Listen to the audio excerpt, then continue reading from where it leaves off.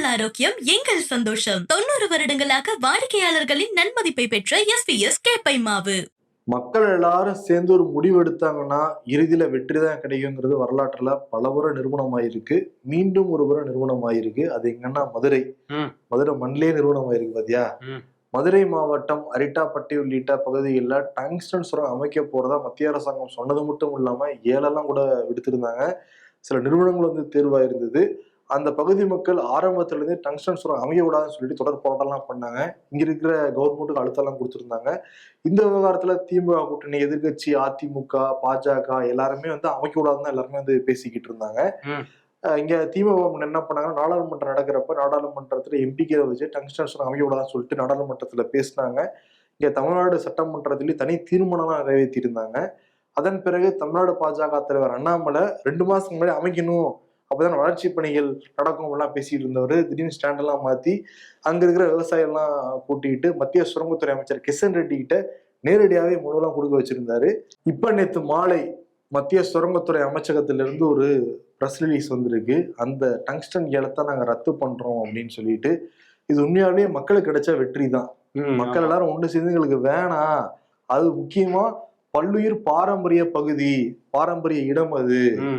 ஆமா, அங்க வந்து நிறைய நீர்நிலைகள் இருக்கு, நிறைய பறவைகள் விலங்குகள்லாம் இருக்கு, ஒரு பாரம்பரிய இடம் தான் அது. அதனால வந்து இப்ப மக்கள் போராட்டத்துக்கு ஒரு வெற்றி கிடைச்சிருக்கு. அந்த வெற்றியை நேற்று வந்து அரிட்டாப்பட்டி மக்கள் இந்த அறிவிப்பு வந்த உடனேயே பட்டாசு வெடிக்கிறது, ஏன்னா அதுக்கு முத நாளே வந்து அறிவிப்பு வரும்னு எதிர்பார்த்து பட்டாசு எல்லாம் வாங்கி வச்சுட்டாங்க. ஆனா வந்து இது மோடி கிட்ட பேசிட்டு, பிரதமர் கிட்ட பேசிட்டு நான் வந்து முடிவை சொல்றேன்னு கிஷன் ரெட்டி சொன்னதுனால ஒரு நாள் தள்ளி தான் வந்து அறிவிப்பு வந்தது. உடனே வந்து பட்டாசு வெடிச்சு இனிப்பெல்லாம் கொடுத்து கொண்டாடி இருக்காங்க. இன்னைக்கு வந்து அந்த போராட்ட குழு டெல்லிக்கு போயிருந்தாங்கல்ல, அண்ணாமலை கூட, அவங்க திரும்ப ஊருக்கு வந்திருக்காங்க. அவங்களுக்கும் ஒரு அமோக வரவேற்பு வந்து கொடுக்கப்பட்டிருக்கு. இப்ப அண்ணாமலை நீங்க சொன்ன மாதிரி என்ன சொல்லியிருக்காருன்னா நேத்து நாங்க சொன்னோம் அந்த மாதிரி வந்து அறிவிப்பு வரும்னு, இன்னைக்கு மத்திய அரசு செஞ்சுட்டாங்க, உடனடியாக அதெல்லாம் நடந்திருக்கு அப்படின்னு சொல்றாரு. ஆனா அதுக்கு சில நாட்களுக்கு முன்பு தான் மக்கள் வெளியேறணும், டங்ஸ்டன் சுரங்கம் வரணும்னு பேசிட்டு இருந்தாரு. இப்ப பிரதமர் மோடிக்கு நன்றி, டங்ஸ்டன் வந்து அவசியம்தான், இருந்தாலும் மக்கள் நலன், அந்த பாரம்பரிய இடம் இதெல்லாம் பார்த்து வந்து ரத்து பண்ணியிருக்காங்க அப்படின்னு சொல்லி அவர் ஒரு கிரெடிட் எடுத்துக்கிறாரு. பாஜக கிரெடிட் எடுத்துக்கிறாங்க. திமுக அரசாங்கம் தனி தீர்மானம் நிறைவேற்றணும். முதலமைச்சர் மு க ஸ்டாலின் என்ன சொல்றாருன்னா, நான் வந்து சொன்னேன் பதவியில் இருக்க மாட்டேன்னு சொன்னேன், அப்ப அதை வச்சு அரசியல்லாம் பண்ணிக்கிட்டு இருந்தாங்க அப்படின்னு சொல்லிட்டு அவரும் கிரெடிட் எடுத்துக்கிறாரு, மக்களும் கொடுக்குறாரு. ஆனா இது மக்களுக்கு கிடைச்ச வெற்றி தான். ஆமா வருண், இந்த மக்கள் போராட்டத்தை பத்தி பேசிக்கிட்டு இருக்கப்ப வட்டி முதல்லையும் கூட இந்த மக்கள் போராட்டத்தை பத்தி எல்லாம் எழுதியிருப்பாரு ராஜமுருகன். அவர் கடந்து வந்த பாதையை சந்தித்த மனிதர்கள் கூட இந்த போராட்டமும் நிறைய விஷயங்கள் வந்து எழுதியிருந்தாரு. ஆமா, அது வந்து விகடன் பிளேல வந்து டெலிகாஸ்ட் ஆக ஆரம்பிச்சிருக்கு. ஆமா, வேணுங்கிறவங்க வந்து அதை பயன்படுத்திக்கலாம். அதுக்கான லிங்க் வந்து டிஸ்கிரிப்ஷன்லயும் கமெண்ட்லயும் கொடுத்துருக்கோம். அதே மாதிரி இன்னொரு தமிழ்நாட்டில் நடந்த ஒரு துயர சம்பவங்கிறது புதுக்கோட்டை மாவட்டம் இந்த வேங்கை வயல்ல குடிநீர் தொட்டியில வளம் கழிக்கப்பட்ட ஒரு சம்பவம். சிபிசிஐடி விசாரணை பண்ணிக்கிட்டே இருந்தாங்க. குற்றப்பத்திரிகை தாக்கல் செய்வாங்களா, ஏன்னா சிபிஐ வேறு விசாரிக்க போறதா ஒரு தகவலாம் வெளியாயிருந்தது. அது வழக்கு வேற வந்து போட்டிருந்தாங்க. இந்த சூழல்ல விஜய் வேற அங்க போறாரு பரந்தூருக்கு அப்புறம்லாம் வந்து பேசப்பட்டிருந்த சமயத்துல குற்றப்பத்திரிகையை தாக்கல் பண்ணியிருக்கு சிபிசிஐடி. அதுல முத்துக்காடு அந்த பஞ்சாயத்து தலைவருக்கு எதிராக சில பேர் வந்து செயல்பட்டு இருக்காங்க, அதனாலதான் சம்பவம் நடந்திருக்குற மாதிரி சொல்லப்பட்டிருக்காங்க அந்த குற்றப்பத்திரிகையில. குறிப்பா 3 பேர் மேல இப்ப குற்றம் சாட்டிருக்காங்க. முரளின் ராஜா, முத்துகிருஷ்ணன், சுதர்சன், இவங்க 3 பேரும் மேலேயும் குற்றம் சாட்டிருக்காங்க. இப்ப பார்ப்போம் இந்த வழக்கு இப்ப சிபிஐக்கு மாத்துறாங்களா இல்லையாங்கிற முடிவும் எடுக்க போறாங்க. நீதிமன்றத்துல இப்ப இருக்கு, குற்றப்பத்திரிகை தாக்கல் பண்ணியிருக்காங்க. அடுத்தடுத்து விசாரணையில தான் வந்து என்ன நடக்கும் அப்படிங்கிறது தெரிய வரும். அங்கேயும் வந்து விரைவில் நீதி கிடைச்சா ஒரு நல்ல விஷயமா தான் இருக்கும். அதே மாதிரி இன்னொரு விஷயம் என்னன்னா, திருமயம் அந்த வட்டாரத்துல நிறைய குவாரிகள் வந்து சட்டவிரோதமா செயல்படுறாங்கன்னு தொடர்ச்சியா குரல் கொடுத்துட்டு இருந்தவர் ஜவஹர் அலி. அவர் வந்து சாலை விபத்துல இறந்தாரு முதல்ல சொன்னாங்க காவல்துறை, அதுக்கப்புறம் அது கொலைன்னு சொல்லி இப்ப வழக்கெல்லாம் பதிவு பண்ணியிருக்காங்க. அதுல லாரி டிரைவர், அந்த ஜேசிபி டிரைவர், இவங்கெல்லாம் மட்டும் கைது பண்ணியிருந்தாங்க. இப்போ அதுல முக்கிய குற்றவாளியான அந்த குவாரியோட உரிமையாளர் ராமையா, அவர் வந்து தேடிட்டு இருந்தாங்க போலீஸ். அவர் நமனசமுத்திரம் நீதிமன்றத்துல அவராகவே வந்து சரணடைஞ்சிருக்காரு. அதுலயும் நீதி கிடைக்கணும் அப்படின்னு சொல்லிதான் அந்த பகுதி மக்கள் வந்து கோரிக்கை வைக்கிறாங்க. இப்ப இறந்து போனா ஜவஹர் அலி அதிமுகவோட பிரமுகர். அதிமுக எடப்பாடி பழனிசாமி அறிக்கையை மட்டும் அந்த அறிக்கையை காப்பி பேஸ்ட் அறிக்கை பண்ணி முடிச்சு விட்டாரு. ஆனா அங்க இருக்கிற விவசாயிகள் எல்லாரும் ஒண்ணு சேர்ந்து குரல் கொடுத்துட்டு இருக்காங்க. கலெக்டர் ஆபீஸ்ல இந்த விவசாயிகள் கூட்டம் நடந்தப்ப எல்லாரும் புறக்கணிச்சுட்டு வெளியே வந்திருக்காங்க. ஆமா, அதிமுக கைவிட்டா கூட விவசாயிகள் அவங்க வந்து விடல. இல்ல அதுல என்ன சந்தேகம் வருதுன்னா, திமுகவோ அதிமுகவோ இந்த குவாரி மாதிரியான விஷயங்கள்ல ஒரு அறிக்கையோட நிறுத்திக்கிறாங்க. ஆனா வந்து தேமுதிக ஆர்ப்பாட்டம் பண்ணியிருக்காங்க, தமிழக வாழ்வுரிமை கட்சியில இருந்து ஆர்ப்பாட்டம் பண்ணியிருக்காங்க. அதிமுக பிரமுகருக்கு இப்படி நடந்திருக்கும் போது ஏன் அமைதியா இருக்காங்கங்கிறதும் சந்தேகமா தான் இருக்கு. ஏமாறுறவங்க இருக்கிற வரைக்கும் ஏமாத்துறவங்க இருந்துகிட்டே தான் இருப்பாங்கன்னு ஒரு பழமொழி இருக்கு.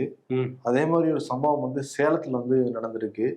சேலம், அம்மாப்பேட்டை, ஆத்தூர் பகுதியில இருக்கிற ஒரு மெயின் ரோடு பகுதியில் அமைஞ்சிருக்கு சிவகாமி திருமண மண்டபம்.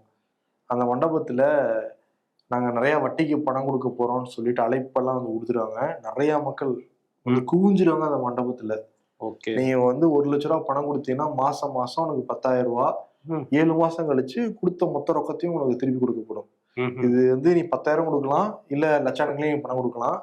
நிறைய பேர் 10 லட்சம், 20 லட்சம், ஏன் 30 லட்சம் வரைக்கும் எடுத்துட்டு போயிருக்காங்க தனி நபருக்கு.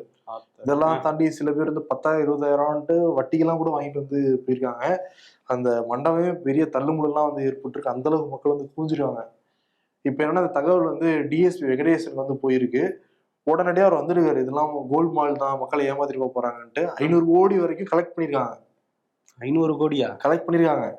டிஎஸ்பி உள்ள வந்ததுக்கு மக்கள் எதிர்ப்பு தெரிவிச்சிருக்காங்க. எங்களுக்கு பண வரதை நீங்க கெடுக்க பாக்குறீங்களா, வெளியே போங்க வெளியே போங்கன்னு சொல்லிட்டு பெரிய லெவல்ல வந்து மக்கள் எதிர்ப்பு தெரிவிச்சிருக்காங்க. அதெல்லாம் மீறி அந்த நடத்திக்கிட்டு இருந்தவங்க எல்லாம் இப்ப கைது பண்ணிருக்கு காவல்துறை. யார் நடத்திக்கிட்டு இருந்தா விஜயா பானுங்கிறவங்க, இவங்க வந்து பாஜக பிரமுகர். ஓ அப்படியா? இந்த கவுன்சிலர் எலெக்ஷன் நடந்தப்ப நின்று தோத்து போன ஒரு அம்மா 500 கோடி வரைக்கும் கலெக்ட் பண்ணதா சொல்றாங்க. இவங்க எல்லாம் பாத்ரூம்லயே மறைஞ்சிட்டாங்களாம். பாத்ரூம்ல அரெஸ்ட் பண்ணப்பட்டப்பே அவங்க கையில வந்து 2 கோடி ரூபாய் 3 கோடி ரூபாய் பணம் இருந்திருக்கு. அவங்ககிட்டயும் அவங்க ஆட்கள்கிட்டயும் பாத்ரூம்குள்ளே 2 கோடி எடுத்துட்டு போயிருக்காங்க. இன்னும் எவ்வளவு கோடி பதுக்கி எங்கெங்க பதுக்கி வச்சிருக்காங்கன்னு தெரியல. அதிகமா வட்டி தராங்கன்னு யாராவது சொன்னாலே ரொம்ப சந்தேகப்படணும். இருக்கிறதையும் கொடுத்துட்டு ஏமாந்துடக்கூடாது. ஆமா, இந்த மாதிரி ஆசை காட்டி நம்ம கிட்ட இருக்க பணத்தெல்லாம் மோசடி பண்ணிட்டு போற கும்பல் அங்கங்க இருக்குது. நம்ம தான் வந்து கேர்ஃபுல்லா இருக்கணும். தாண்டி நிறைய லிங்க்ல எல்லாமும் இப்போ பணம் எடுக்கிறாங்க. அதுலேயும் கேர்ஃபுல்லாக தான் இருக்கணும். மொபைலுக்கு வர எல்லா லிங்கையும் நம்ம கிளிக் பண்ணக்கூடாது. தமிழ்நாடு மீன்வளத்துறை அமைச்சர் அனிதா ராதாகிருஷ்ணனுடைய அசையா சொத்துக்கள் ஒரு 1.5 கோடி அளவுக்கு முடக்கப்பட்டிருக்கு. இது காரணம் ஒரு பிளாஷ்பேக் நம்ம வரணும். 2001 இருந்து 2006 வரைக்கும் அதிமுக ஆட்சி காலத்துல வீட்டு வசதி மற்றும் நகர்ப்புறத்துறை அமைச்சரா இருந்தார் அனிதா ராதாகிருஷ்ணன். அந்த சமயத்துல வருமானத்தை அதிகமா சொத்து சேர்த்துட்டாருன்னு சொல்லிட்டு திமுக ஆட்சி காலத்தில் லஞ்ச ஒழிப்பு புகார் கொடுக்கப்பட்டு வழக்கு வந்து போடப்பட்டிருந்தது. அதுக்கப்புறம் திருந்தி திமுகவுக்கு வந்து அமைச்சர் ஆயிருக்காரா? அப்ப 5 கோடி ரூபாய் அளவுக்கு இருந்ததுன்னு சொல்லிட்டு வழக்கு போட்டிருந்தாங்க 2007 காலகட்டத்துல. ஓகே. 2009 தான் அதிமுக திமுக ஜாயின் பண்றாரு. இப்ப இந்த வழக்கை வந்து பயன்படுத்தி இடி உள்ளுக்குள்ள என்டர் ஆயிட்டாங்க. ஏன்னா சட்டவிரோத பண பரிவர்த்தனை நடந்திருக்கலாம் அப்படின்னு அடிப்படையாக 2022 அனிதா ராதாகிருஷ்ணனுக்கு சொந்தமான தூத்துக்குடி, சென்னை உள்ளிட்ட பகுதிகளில் 18 சொத்துக்களை முடக்குனாங்க. அதுல வந்து 6.5 கோடி ரூபாய் ரொக்க பணம், அதெல்லாம் தாண்டி 120 ஏக்கர் இதெல்லாம் முடக்கி போட்டாங்கல்ல. முடக்கி போட்டு என்ன பண்ணணும், பேசாம இருக்கணும். ஆனா அனிதா ராதாகிருஷ்ணன் அவரோட நண்பர்கள் அவரோட உறவுகள் என்ன பண்ணாங்கன்னா இடிக்கு தெரியாம அதுல இருந்து வருமானத்தை உருவாக்கிருக்காங்க. அது மட்டுமே ஒரு 17.5 கோடி அப்படிங்கிறாங்க. இப்ப அந்த பணத்தை உருவாக்கி நிறைய இடங்கள் முதலீடு பண்ணிருக்காங்களாம். அதுலதான் இப்ப திருப்பி அமலாக்கத்துறையே ஒரு 1.5 கோடி அளவுக்கு நாங்க முடக்கி இருக்கோம் அசையா சொத்துங்கிறத குறிப்பிட்டிருக்காங்க. ஓகே. இவர் என்ன அங்க திருச்செந்தூர்ல பல வேலைகளை பார்த்து இப்ப சிக்கி இருக்காரா? ஆமாப்பா, இந்த வெயில் அதிகமா இருக்க ஊர்ல ஒருத்தர், அங்க ஒருத்தர், இந்த எலெக்ஷன் வரப்போது இல்ல அவ காட்டுவாங்க, நம்ம எதிர்பார்க்கலாம். மீன்வளத்துறையை பத்தி அவருக்கு எங்கேயாவது பேசி பார்த்திருக்கோம். நம்ம ஓட்டு கேட்டதுக்கு அப்புறம் ஆளு அட்ரஸ் எங்கன்னு தெரியல. ஆமா, கடைசியா அந்த பதவி பிரமாணத்துல நான் பார்த்தேன். ஆமா, சட்டமன்றத்துல எங்கேயாவது உட்கார்ந்து இருப்பாரு. ஆனா எதுவுமே பேச மாட்டாரு. மீன்வளத்துறையை பத்தி எல்லாம் பேசி நம்ம கேட்டதே இல்லை. அமலாக்கத்துறை வந்து இப்படி ஒருத்தர் இருக்காருன்னு நமக்கு அடையாளம் காட்டி கொடுத்துருக்காங்க. இன்னொரு பக்கம் வந்து அண்ணா பல்கலைக்கழகத்துல மாணவிக்கு அந்த பாலியல் துன்புறுத்தல் கொடுத்த வழக்குல ஞானசேகரன்ங்கிற நபரை வந்து கைது பண்ணியிருந்தாங்க. இப்ப சிறப்பு அந்த புலனாய்வு குழு வந்து 7 நாள் நீதிமன்றத்துக்கிட்ட அனுமதி வாங்கி போலீஸ் காவல்ல எடுத்திருந்தாங்க. விசாரிச்சுக்கிட்டு இருக்கும் போதே என்ன சொல்லியிருக்காரு, வலிப்பு வர மாதிரி ஒரு ஆக்டிங்கை போட்டிருக்காப்புல ஞானசேகரன். உடனே என்ன ஆச்சுன்னு தெரியலன்னு ஷான்லி மருத்துவமனைக்கு கூட்டிட்டு போய் எல்லா டெஸ்ட்டும் எடுத்தா வலிப்பு வர்றதுக்கான எந்த இதுவுமே அவர் உடம்புல நடக்கல, எந்த மாற்றமும் நடக்கல அப்படின்னா நடிக்கிறத வந்து கண்டுபிடிச்சு திரும்ப தூக்கிட்டு போலீஸ் ஸ்டேஷனுக்கு கூட்டு போய் அங்க வச்சு கேள்வியா கேட்டிருக்காங்க. அதுல என்னன்னா, இப்போ ரீசெண்ட் அப்டேட்டா ஒரு விஷயம் சொல்றாங்க. என்னன்னா 6 அடையாரை சேர்ந்த 6 போலீஸ் அதிகாரிகளுக்கு இது இவரோட தொடர்பு இருந்திருக்கு அப்படிங்கிறதுனால அவங்கள பத்தியும் நாங்க விசாரிச்சு அவங்களையும் விசாரணை வளையத்துக்குள்ள கொண்டு வருவோம்ங்கிறது சிறப்பு புலனாய்வு குழு சொல்ற விஷயம். நாம் தமிழர் கட்சியுடைய ஒருங்கிணைப்பாளர் சீமான் பெரியாரை பத்தி ரொம்ப அவதூறா பேசுனதுனால நாம் தமிழர் கட்சியிலிருந்து நிறைய நிர்வாகிகள், உறுப்பினர்கள், தொண்டர்கள் எல்லாரும் திமுக வந்து ஜாயின் பண்ண போறாங்க. சுமார் 4000க்கும் மேற்பட்டவங்க ஜாயின் பண்ண போறாங்கன்னா சொன்னாங்க. அந்த இணைப்பு விழா இன்னைக்கு வந்து அண்ணா அறிவாலயத்துல வந்து நடந்திருக்கு. இவங்க முதல் முறை இணைஞ்சவங்க கிடையாது. ஏற்கனவே நிறைய பேர் உதயநிதி ஸ்டாலின் முன்னாடி, அதுக்கப்புறம் மா சுப்பிரமணியம் முன்னாடி நிறைய பேர் இணைஞ்சிருக்காங்க. ஓகே, இப்ப திருப்பி இன்னொரு முறை வந்து இணையறாங்க. எல்லாரையுமே நம்ம அப்படி சொல்லிட முடியாது. ஆனா வந்து சில பேர் வந்திருக்காங்க. அப்படி 2வது முறை இணைப்பு விழாக்கு வந்திருக்காங்க. இதெல்லாம் தாண்டி என்னன்னா நிறைய பேர் திமுக இருந்திருக்காங்க முன்னாடியே, திருப்பி திமுக இணைஞ்சிருக்காங்க. ஏன்னா சில பாட்டிகள்லாம் பேசுறப்ப நான் ஆரம்பத்துல உதவி செய்யணும் தான் அப்படிங்கிறாங்க. அப்புறம் இணைய வந்தீங்கன்னா ஆமா நான் இணைய வந்தேன்னு அந்த பாட்டி வந்து சொல்றாங்க. ஓ, அப்ப பாட்டி வந்து நாம் தமிழர்ல கணக்குல கொண்டு வந்து இதுல காட்டியிருக்காங்களா? ஒரு கூட்டத்துல மாச காட்ட வேண்டியதுதான். அதனால 3000 நம்பர் வர்றதுக்காக சொந்த கட்சியில இருந்தே சொந்த கட்சி இருக்கின்ற மேடையிலேயே அதே கட்சியிலேயே இணைந்த விழாவெல்லாம் வந்து இன்னைக்கு நடந்திருக்கு. எல்லாரும் அப்படி சொல்லிட முடியாது. ஆனா நாம் தமிழர் வந்து இணைஞ்சிருக்காங்க. இதோட திமுகவும் அதுல வந்து இணைஞ்சிருக்காங்க. ஒருவேளை அதுல வேற ஒரு கோஷ்டில இருந்து இந்த கோஷ்டியில வந்து இணைஞ்சாங்களா, அந்த மாதிரி கூட இருக்கலாம்ல, நமக்கு தெரியல. ஒரே கட்சிக்குள்ள பல கோஷ்டிகள் இருக்கும். சரி, இப்ப திமுகல இன்னைக்கு இணைஞ்சப்பவே முதல்வர் என்ன சொன்னாருன்னா, எதிர்கட்சிகள் பொதுவா ஆளுங்கட்சியை விமர்சனம் பண்ணுவாங்க, ஆனா அங்க இருந்தே நம்ம பக்கம் வந்துகிட்டு இருக்காங்கன்னா நம்ம திராவிட மாடல் ஆட்சிக்கு இதோட பெரிய எக்ஸாம்பிள் வேணுமா, நம்ம தான் 2026ல எல்லாம் பேசிட்டு இருந்தாரு. அவரு அந்த பக்கம் பேசிட்டு இருக்க, இன்னொரு பக்கம் சீமான் வந்து இன்னைக்கும் வந்து ரொம்ப கொச்சையா, ரொம்ப நாகரிகம் இல்லாம சில வார்த்தைகளை வந்து பயன்படுத்தி இருந்தாரு பத்திரிகையாளர் சந்திப்புல. அவர் என்ன சொல்றாரு சீமான், அதான் தமிழ்நாட்டுல 3வது பெரிய கட்சி, 2026ல ஆட்சி மாற்றமே என்னதான் நடக்க போகுது, இளைஞர்கள் எல்லாரும் என் பக்கம் வந்துகிட்டு இருக்காங்க அப்படின்னா அவர் என்ன மாதிரி ஒரு முன்னுதாரணத்தை இளைஞர் முன்னாடி வைக்கிறாரு சீமான். இந்த மாதிரி கெட்ட வார்த்தை பேசுறதும் வந்து ரொம்ப நக்கலா பேசிட்டு போறதும் முன்னாடி வைக்கிறாராங்கிறது நமக்கு புரியல. ஆமா, அது பெண்களுக்கு சம உரிமை கொடுக்குறோம் அப்படின்னு சொல்லி 50% சீட்டை வந்து ஒதுக்குறாரே தவிர, இங்க ஒரு பெண் பத்திரிகையாளருக்கு முன்னாடி பெண்களை கொச்சப்படுத்துற ஒரு மோசமான வார்த்தையை பயன்படுத்தி திட்டிட்டு போறாரு சீமான். இது எந்த மாதிரி நம்ம எடுத்துக்கிறதுனே ஒரு நாகரிகமான அரசியல் இல்ல, மெல்ல மெல்ல சரிஞ்சுக்கிட்டு இருக்குங்கிறது தெரியுது சீமானோட வார்த்தையிலிருந்து. அதே மாதிரி கோயம்புத்தூர் போனவர், கோயம்புத்தூர் பத்திரிகையாளர் நிறைய பேர் கேள்வி எல்லாம் கேட்கறாங்க. ஏன்னா நீங்க வந்து பிரபாகரனை பார்க்கவே இல்லைங்கிறாங்க சில பேரு, 8 நிமிஷம் தான் பாத்துக்கிறாங்க, 10 நிமிஷம் தான் பாத்துக்கிறாங்க, என்ன உண்மை கேட்கிறப்ப நான் பிரபாகரனை நான் பார்க்கவே இல்லை, நானே சொல்றேன் பிரபாகரனை நான் பார்க்கவே இல்லை, தலைவரை பார்க்கவே இல்லை. ஆமா, இத்தனை கருத்துக்கள்ல எதை நம்புறீங்க அப்படின்னு பத்திரிகையாளர் நோக்கியே கேட்கும்போது, நீங்க சொல்றதே நம்புறோம், நீங்க பார்க்கல அப்படின்னா சரி விடு அடுத்த கேள்விக்கு போவோம்னு போறாரு. அவர் வந்து ஒரு 3வது பெரிய கட்சிய வந்து தேர்தல் ஆணையம் அங்கீகாரம் கொடுத்த உடனே அவர் மிதப்பந்திருக்கு போல தெரியுது. பார்ப்போம், மக்கள் தான் வந்து இப்ப ஈரோடு கிழக்குல என்ன முடிவுக்கு சொல்ல போறாங்கன்னு தெரியும். ஏன்னா ஈரோடு கிழக்குல மக்கள் எங்க போனாலும் சீதா லட்சுமி வந்து கேள்வி கேட்கறாங்களாம். ஏன்னா பெரியார் பிறந்த மண் ஈரோடு, எப்படி இவங்க தலைவரோடு பேசலாம்னு சொல்லிட்டு சீதா லட்சுமி வாக்கு சேகரிக்கிறத விட அதுக்கு பதில் சொல்றதுக்கே நேரம் வந்து சரியா இருக்குங்கிறாங்க. இன்னொரு பக்கம் வந்து இப்ப நாம் தமிழர் கட்சி மட்டும் தான் களத்துல நிக்கிறாங்கன்னா சீமான் அங்க போய் வாக்கு சேகரிக்கலாம்ல, கூட வேலை செய்ய கூட யாரும் இல்லையா, ரொம்ப கஷ்டப்படுறாங்கன்னா அவங்க. இல்ல போனா நம்மளை நோக்கி அந்த கேள்வி எல்லாம் வருமே, மக்கள் கிட்ட போனான்னு நினைக்கிறாரோ என்னமோ சீமான். அதனாலதான் கோவைக்கு எல்லாம் போயிட்டு இருக்காரு. இன்னொரு பக்கம் வந்து சீமானுக்கு ஆதரவு கட்சியில இருந்தே சில பேர் வந்து எதிர்த்துட்டு வெளியே வந்திருந்தா கூட பாஜக இருந்து ஆதரவு வந்திருக்கு. ஒரு தலைவர் வந்து தேசிய தலைவராலாம் இருந்தார் ஒரு டைம்ல, இப்போ வந்து சும்மாதான் இருக்காரு. அதாவது பாஜக கட்சியில ஒரு மூத்த தலைவரா இருக்காரு, பதவி இல்லை, அவர் வந்து சப்போர்ட் பண்ணியிருக்காரு. ஆனா வந்து பேசினது அவரா இருக்கலாம், முதல்ல பேசினது நான் தான், பெரியாரை பத்தி ஈவேரா வந்து தேச துரோகின்லாம் நான் தான் பேசியிருக்கேன்னு டேட்டோட எடுத்து கொடுத்துருக்காரு. இவர் யாரு, ஹெச் ராஜா. ஆமா, நான் வந்து அவர் சீமான் பேசுனதை ஆதரிக்கிறேன், நான் வந்து இப்படிதான் வந்து பேசினேன் முன்னாடி, இப்ப என்னைய மாதிரியே ஒருத்தர் பேசுறாரு, நான் அதை பாராட்டுறேங்கிற ரேஞ்சில் பேசிக்கிட்டு இருக்காரு அவரு. இதுல இன்னொரு சர்ச்சை என்னன்னா, திருப்பரங்குன்றம் முருகன் கோயில், அங்க வந்து மலை மேல சிக்கந்தர் தர்காவும் இருக்கு. இவ்வளவு காலமா வந்து தர்காலையும் கோயில்லையும் மக்கள் வந்து வழிபட்டுக்கிட்டு இருந்தாங்க, எந்த ஒரு பிரச்சனையும் வந்ததில்லை. இப்ப சமீப காலமா சில சர்ச்சைகள் வந்து அந்த இதை சுத்தி போயிட்டு இருக்கு. அதுலயும் குறிப்பா வந்து தர்கால வந்து ஆடு கோழி எல்லாம் பலியிடக்கூடாதுன்னு ஒரு உத்தரவு வந்தோடனே அதுக்கு எதிராக வந்து SDPI கட்சி எல்லாம் போராட்டம் நடத்தினாங்க. இது எப்படி போராட்டம் நடத்தலாம், நவாஸ்கனி MP நவாஸ்கனி போய் ஆய்வெல்லாம் பண்ணார், இதெல்லாம் எப்படி பண்ணலாம், அவர் வந்து அவருக்கு எதிராக வந்து நானும் வருவேங்கிற மாதிரி ஹெச் ராஜா வந்து போய் பேட்டியெல்லாம் கொடுத்துருந்தாரு.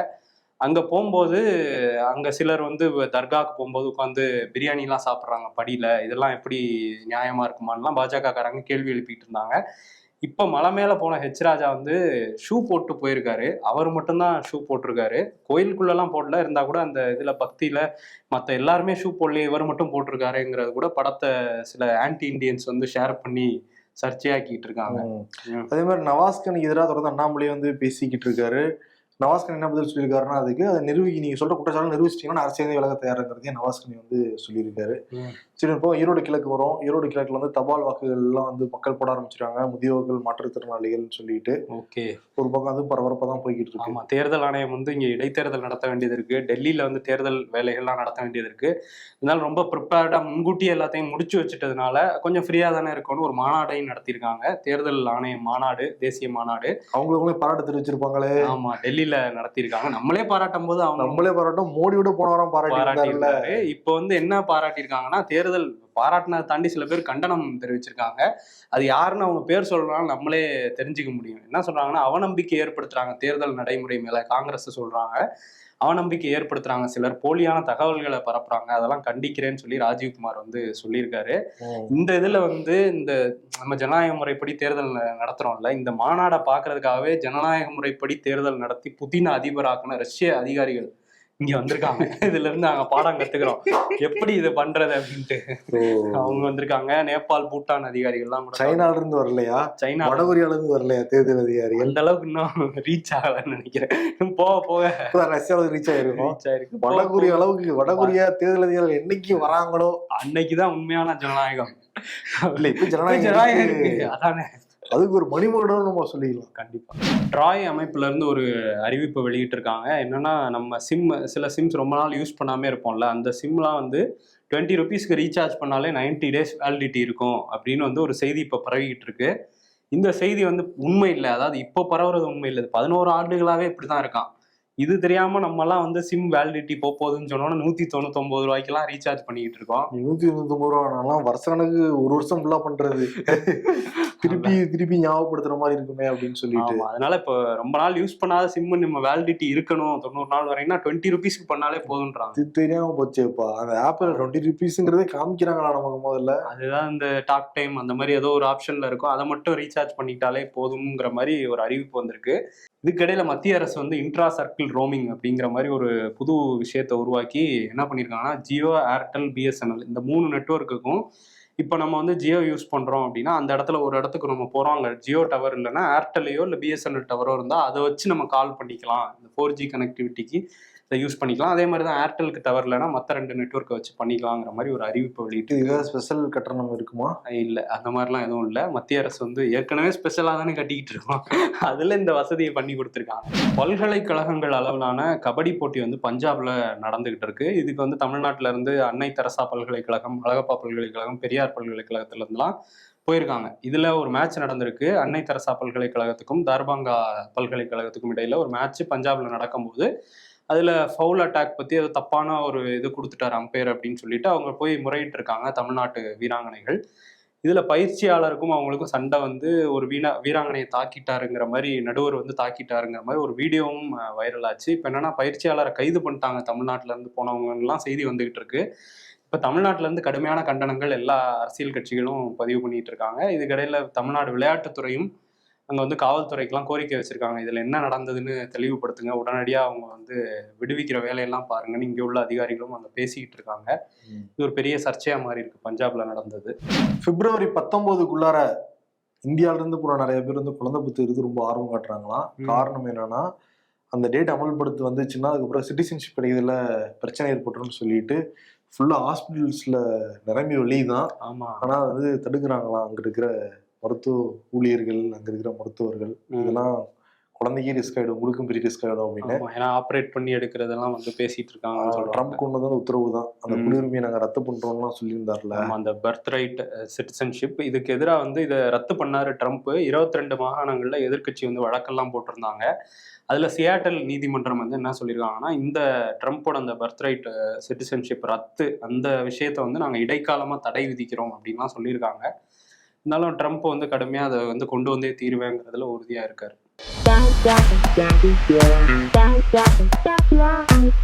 ஒரு நாள் இல்லைன்னா ஒரு நாள் என் வாழ்க்கை எனக்கு பிடிச்ச மாதிரி மாறும்னு எவ்வளவு நாளா வெயிட் பண்ற? சுமார் 25 வருஷமா. தினமும் இரவு தூங்குவதற்கு முன்வரும் குழப்பம். உடனே தூங்கலாமா இல்ல கொஞ்ச நேரம் போனை யூஸ் பண்ணலாமா?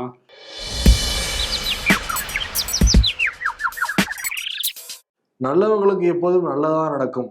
இதை நம்பிதான்டா இப்போ வர ஏமாந்துகிட்டு இருக்கேன். அலற குழந்தைக்கு தான் பால் கிடைக்கும், எங்க அம்மா கிட்ட அடிதாண்டா கிடைக்கும். அரசியல்ல இதெல்லாம் சாதாரணமாப்பா. இன்னைக்கு வந்து சீமானுக்கே கொடுத்துடலாம். காரணம் என்னன்னா, ரொம்ப தரம் தாழ்ந்து பேசிக்கிட்டு இருக்காரு, கெட்ட வார்த்தைகள் வந்து பேசிக்கிட்டு இருக்காரு. அது பத்திரிகையாளர் சந்திப்புன்னு மட்டும் கிடையாது, எங்கேயுமே அந்த மாதிரிலாம் வார்த்தையெல்லாம் பேசவே கூடாது. நாங்க பெண்கள் முன்னேற்றம்னு சொல்லிட்டு பெண்களுக்கு எதிராக வார்த்தையை வந்து பேசுறதுலாம் நல்லாவா இருக்கு கேட்கறதுக்கு? முதல்ல நான் காக்கணும். இப்போ அரசியல் கட்சி தலைவர் இளைஞர்களை ஃபாலோ பண்றாருன்னா அது இளைஞர்களுக்கு அவர் என்ன கத்துக் கொடுக்குறாருன்னு ஒண்ணு இருக்கு. ஆனா நான் காக்கங்கிறத சீமானுக்கு வந்து கொடுத்துட்டு விடைபெறுகிறோம். நன்றி. உங்கள் ஆரோக்கியம் எங்கள் சந்தோஷம். 90 வருடங்கள் 5 தலைமுறைகள் என்றும் வாடிக்கையாளர்களின் நம்பிக்கையை பெற்ற SPS கேப்பை மாவு.